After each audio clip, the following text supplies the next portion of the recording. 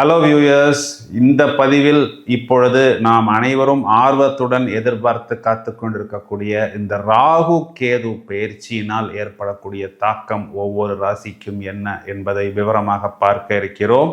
ஒவ்வொரு ராசியிலும் கிட்டத்தட்ட 18 மாதங்கள், அதாவது 1.5 வருடம் வரை இருக்கக்கூடிய இந்த ராகு மற்றும் கேது, இந்த 2 சாயா கிரகங்கள், அதாவது நிழல் கிரகங்கள், நாம் அலசி ஆராயும் பொழுது ராகுவை போல் கொடுப்பார் இல்லை, கேதுவை போல் கெடுப்பார் இல்லை என்ற ஒரு சொல்லடையை நாம் கேள்விப்பட்டிருக்கிறோம். அதாவது இந்த ஞான காரகன் கேது, போக காரகன் ராகு. அதாவது இந்த 2 கிரகங்களுக்குமே சொந்த வீடு என்பது கிடையாது. இவர்கள் எந்த வீட்டில் இருக்கிறார்களோ அந்த வீட்டின் அதிபதியை போல் செயல்படுவார்கள், எந்த நட்சத்திரத்தில் இருக்கிறார்களோ அந்த நட்சத்திர அதிபதியாக செயல்படுவார்கள். இந்த ராகு என்ற கிரகமானது பெருக்கிக் கொண்டே போவது, கேது என்ற கிரகம் சுருக்கி கொண்டே போவது. அதாவது ராகு என்ற கிரகம் சனியை போல் செயல்படும், கேது என்ற கிரகம் செவ்வாயை போல் செயல்படும். இந்த ராகு கேது 2 கிரகங்களுமே கர்மாவை பிரதிபலிக்கக்கூடிய கிரகங்கள். ராகுவாவது கொடுப்பார், கேதுவை பொறுத்தவரை எல்லாமே மாயை என்ற ஒரு ஞானத்தை மட்டுமே உணர்த்துவார். வருகிற மே மாதம் 18ஆம் தேதி இது நாள் வரை மீன ராசியில் இருக்கக்கூடிய இந்த ராகு என்ற கிரகம் கும்பத்தில் சஞ்சாரம் செய்ய இருக்கிறார். இது நாள் வரை கன்னி ராசியில் இருந்த இந்த கேது என்ற கிரகம் இனி சிம்ம ராசிக்கு மாற இருக்கிறார். இந்த ராகு என்ற கிரகம் இப்பொழுது பயிற்சியாகி மிதுனத்தில் இருந்த குருவின் 9ஆம் பார்வை என்று சொல்லக்கூடிய விசேஷமான பார்வையை பெற இருக்கிறார். இதனை ஜோதிட ரீதியாக குரு சண்டாள யோகம் என்ற சாஸ்திரங்களில் சொல்லப்படுகிறது. அதாவது ராகு என்ற ஒரு இருள் கிரகத்தின் மேல் குரு என்ற கிரகத்தின் ஒளி கதிர்கள் பட்டு இந்த ராகு என்பவர் பூர்ணமாக சுபக்கிரகமாக செயல்படுவார். இந்த ராகு என்ற கிரகம் பொதுவாக தூண்டி விடுவது, பேராசையை தூண்டி விடுவது. குரு ராகுவின் பார்வை, குரு ராகுவின் சேர்க்கை கோச்சாரத்தில் கும்பராசிக்கு வரும் பொழுது ஒவ்வொரு ராசிக்கும் என்ன தாக்கத்தை ஏற்படுத்த போகிறது என்பதை இப்பொழுது விரிவாக காண்போம்.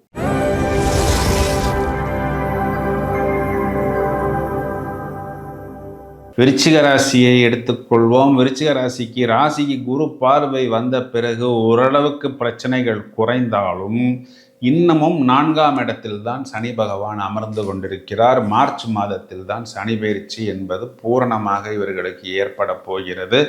இதன் மூலம் இவர்களுக்கு பிளஸ்ஸா என்றால் மைனஸ் இல்லை என்று எடுத்துக்கொள்ள வேண்டும். இந்த காலகட்டங்களில் மைனஸ் பாயிண்ட் இல்லை என்று நாம் சொல்வதே ஒரு பெரிய ப்ளஸ் பாயிண்ட் தான்.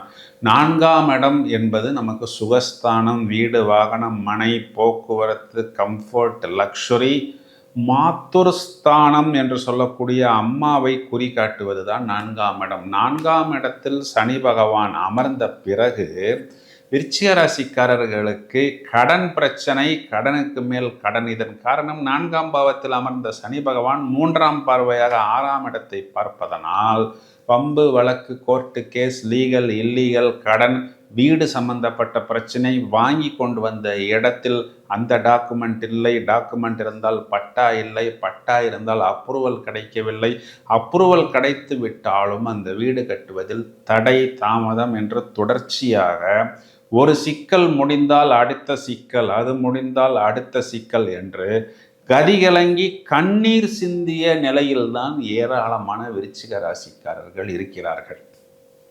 இவர்களுக்கு 4ஆம் இடத்தில் இருக்கக்கூடிய சனி பகவான் 5ஆம் இடத்திற்கு செல்வது என்பது நான் ஏற்கனவே சொன்னது போல் இப்பொழுது நாம் சொன்ன அந்த அனைத்து விஷயங்களிலும் அபிவிருத்தி என்பது ஏற்படும். 4ஆம் இடத்திற்கு ராகு வருகிறாரே, இது அர்த்தாஷ்டம ராகு என்று தானே பொதுவாகவே நாம் யோசிப்போம். 4ஆம் இடத்தின் அதிபதியை போல்தானே அவரும் செயல்படுவார். இப்பொழுது நாம் சொன்ன இந்த வீடு, வாகனம், மனை சம்பந்தப்பட்ட விஷயங்களில் கோளாறு கொடுப்பாரா என்றால் பொதுவாக கொடுப்பார், ஆனால் இங்கே கொடுக்க மாட்டார். இதன் காரணம் இவர் 4ஆம் வீட்டில் இருக்கக்கூடிய ராகு குருவின் பார்வையில் வந்து அமர்கிறார். இதனால் வீடு, வாகனம், மனை, போக்குவரத்து, கம்ஃபர்ட், லக்ஸுரி, மாத்ருஸ்தானம் போன்ற அனைத்து விஷயங்களிலும் இவர்களுக்கு அபிவிருத்தி என்பது கண்டிப்பாக ஏற்படும். கொடுத்த வாக்கை காப்பாற்ற முடியும். முதலில் குருவின் நட்சத்திரமான உத்திரட்டாதி சாரத்தில் ராகு பகவான் சஞ்சாரம் செய்யும் பொழுது குடும்பத்தில் சுப நிகழ்வுகள் என்பது ஏற்படும். குழந்தைகள் சம்பந்தப்பட்ட விஷயங்களில் வயதை அனுசரித்து கல்வியாக இருந்தாலும், வேலை வாய்ப்பாக இருந்தாலும், வெளிநாட்டு பயணமாக இருந்தாலும், வியாபாரமாக இருந்தாலும் ரொம்ப நாளைக்கு அப்புறம் ஒரு குட் நியூஸ் என்பதை இவர்கள் உணர முடியும். பிறகு இவர்கள் வீடு சம்பந்தப்பட்ட, இடம் சம்பந்தப்பட்ட விஷயங்களில் இவர்களுக்கு ஒரு நல்ல லாபம் என்பதும் அபிவிருத்தி என்பதும் ஏற்படும். செவ்வாயின் நட்சத்திரமான அவிட்டத்தில் சஞ்சாரம் செய்யும் பொழுது கடன் தீரும், நோய் தீரும், வம்பு வழக்கு போன்ற விஷயங்களில் இந்த பாதையில் நாம் பயணித்தால் வெற்றி கிடைக்கும் என்ற ஒரு நிலை என்பது ஏற்படும்.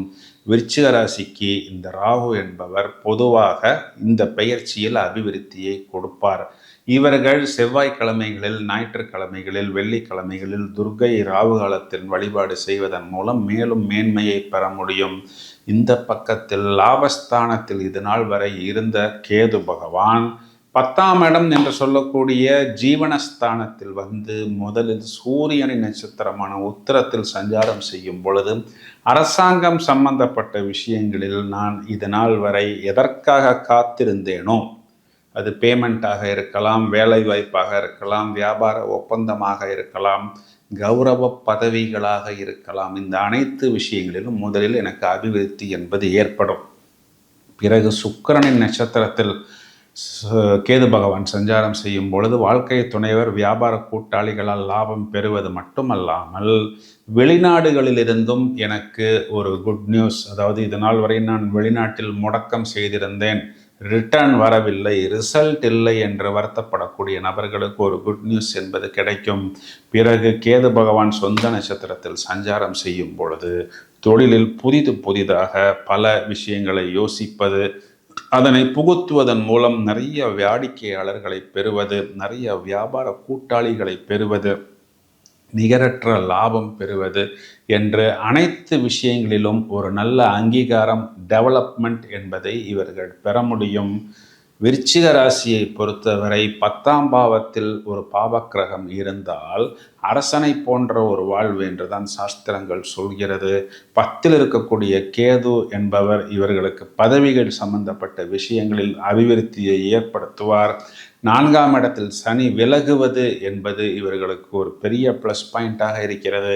4ஆம் வீட்டில் ராகு குருவின் பார்வையில் அமர்வதனால் இது நாள் வரை இவர்கள் சந்தித்து வந்த அனைத்து பிரச்சனைகளுக்கும் ஒரு முற்றுப்புள்ளி என்பதும், ஒரு தீர்வு என்பதும், கல்வியில் ஒரு நல்ல தேர்ச்சி என்பதும், அடுத்த கட்டத்துக்கு செல்வதும், இவர்களது மாத்துரு வர்க்கம் என்று சொல்லக்கூடிய தாயார் வர்க்கத்துக்கு உத்தியோகமாக இருந்தாலும், வேலை வாய்ப்பாக இருந்தாலும், உடல் நிலையாக இருந்தாலும் ஒரு நல்ல டெவலப்மெண்ட், ஒரு நல்ல முன்னேற்றம் ஏற்படுவதுடன் இவர்களது வீடு, வாகனம் சம்பந்தப்பட்ட அனைத்து விஷயங்களிலும் ஒரு நல்ல அபிவிருத்தி என்பதை விருச்சிக ராசிக்காரர்கள் பெற முடியும்.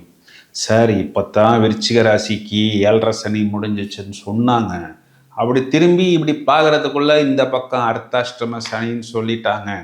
இப்பொழுது தொடர்ச்சியாகவே 10 வருஷமாக எங்களுக்கு ஒரு குட் நியூஸே இல்லை, எல்லாமே தோல்வி மேல் தோல்வி, அடிமேல் அடியாகத்தான் இருக்கிறது என்று வருத்தப்படக்கூடிய விருச்சிக ராசிக்காரர்கள் கிட்டத்தட்ட ஒரு 10 வருடங்கள் கழித்து நான் அடிக்கடி சொல்வதை போல் ஒரு விறுவிறுவிறு என்ற ஒரு வளர்ச்சியை பெறுவதற்கு இனி வரக்கூடிய கிரக நிலைகள் அனுகூலமான பலன்களை கொடுப்பதற்கு தயாராக இருக்கிறது.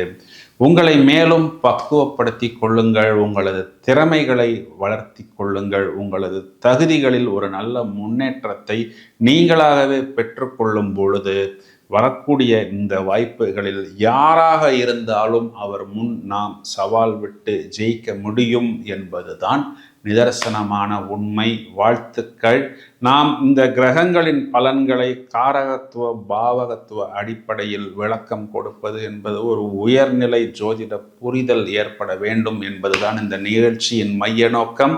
மேலும் பல அரிய தகவல்கள் தயாராகி கொண்டிருக்கிறது. தொடர்ந்து இணைப்பில் இருங்கள். வாழ்த்துக்கள்.